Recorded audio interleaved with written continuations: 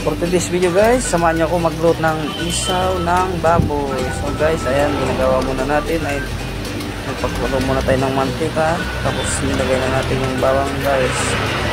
Nilagay natin yung bawang na maging brown. Halo-haloin guys. Halo ko na guys. Ayan guys, naging golden brown na. So ilagay ko na rin yung sibuyas guys. Ayan, sabay halo-halo ulit guys. Ayan na. Simple lang pagluluto natin ng adobo guys na isaw ng baboy. So ayan, hinanaan ko yung apoy guys. Ayan, sobrang malakas. So, ayan, halo-halo ko pa ulit hanggang yung sibuyas ay maluto konti. Ayan guys, ilalagay na natin yung isaw ng baboy guys. Ayan na guys, sabay halo-haloin ulit. Ayan, lagay na tayo guys ng ricado. Ayan, nilagyan natin ng konting durog na paminta guys. Sunod, maglagay din tayo ulit yan ng daon ng laurel para matanggal yung amoy guys. So lagyan na tayo ng toyo. Ayan guys, saka suka. Ayan, so yung mga nagtatanong pala guys bakit hindi ako naglagay ng luya. So pag nagluluto kasi ako guys ng adobong baboy o kahit basta baboy guys, hindi ako kasi naglalagay ng luya dahil ayaw ko yung luya guys. Ayan, naglagay na rin ako ng pork cubes.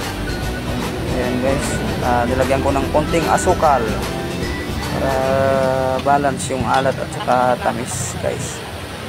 Ayan, tapos pakuloy na natin guys, takpan na natin para kumulo, maluto ng maayos. Ayan, halo-halo ko muna guys. Ayan, tinakpan ko na guys. Ayan, at kumukulo na guys, halo-haloin natin ulit.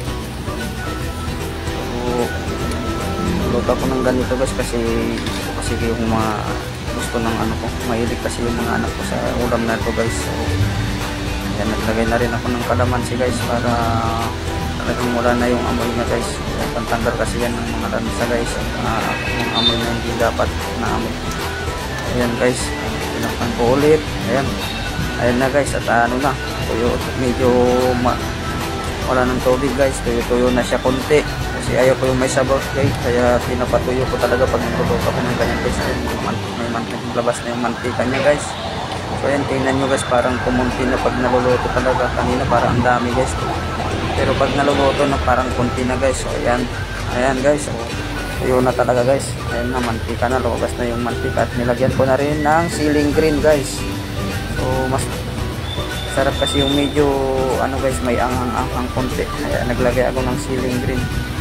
Gusto ko kasi yung ceiling green nila guys kaysa yung ano, sili na pula na hinog na. So ayan na guys, at inalo-halo ko na, inalo-halo ko hanggang medyo matuyo sa gusto kong ano pagkaluto guys. So ayan, ayun, gusto ko kasi talaga guys at yung adobo na medyo tuyo kasi sa amin guys, hindi kami nagluluto ng adobo na may sabaw kasi sa probinsya namin talagang ganyan sa Ilocano, adobong Ilocano ay ano, walang sabaw talaga, yung tuyo talaga. So ayan na guys, at luto na yung ating adobong isaw. So ayan guys, maraming salamat sa panonood.